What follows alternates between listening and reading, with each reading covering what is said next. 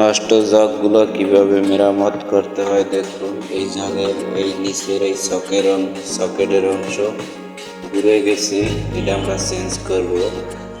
আমাদের এই সমস্ত ভিডিও আপনারা যদি দেখেন, আপনারা নিজেরাই এই সমস্ত জগ, হিটার জগগুলা মেরামত করতে পারবেন।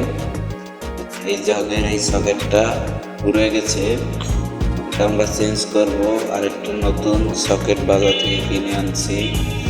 এই সকেটটা আমরা লাগিয়ে দিলে এই জগটা আগের মতো ঠিক হয়ে যাবে। এই সকেটটার দাম নিয়ে মাত্র 40 টাকা, আপনারা বাজারে কিনতে পাবেন। এই সকেটটা লাগাই দিলে আমাদের জগটা সুন্দরভাবে পরিপূর্ণভাবে ঠিক হয়ে যাবে আশা করি। আমরা সুন্দরভাবে বসাই দেব গাড়ে যেন মিলে যায়। নাটগুলো সুন্দরভাবে আটকাই দেব। এরপরে নাটগুলো আটকানো হয়ে গেলে ক্লিপগুলো সুন্দরভাবে আটকে দেব। তবে আমাদের চ্যানেলে যারা নতুন দর্শক তারা আমার চ্যানেলটি সাবস্ক্রাইব করে রাখুন, যাতে করে নতুন কোনো ভিডিও আপলোড করার সাথে সাথে পৌঁছে যায় আপনার কাছে।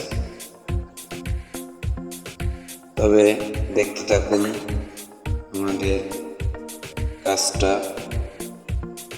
আমরা কীভাবে জগটা মেরামত করতেছি। দুইটা সকেট পয়েন্ট আছে, লাগাই দিলাম।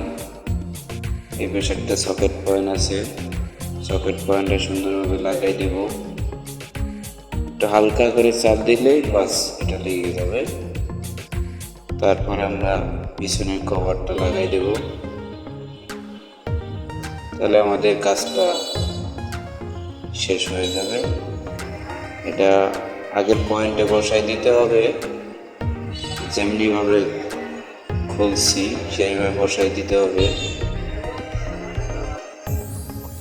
তারপরে পিছনে 3টা নাট আছে, নাট 3টারে আটকাই দিলে হবে। নাট 3টা বেশ সুন্দর করে আটকে দেব। তারপরে এটাকে লাইন দিয়ে টেস্ট করতে হবে এটা আসলে কেমন হয়েছে।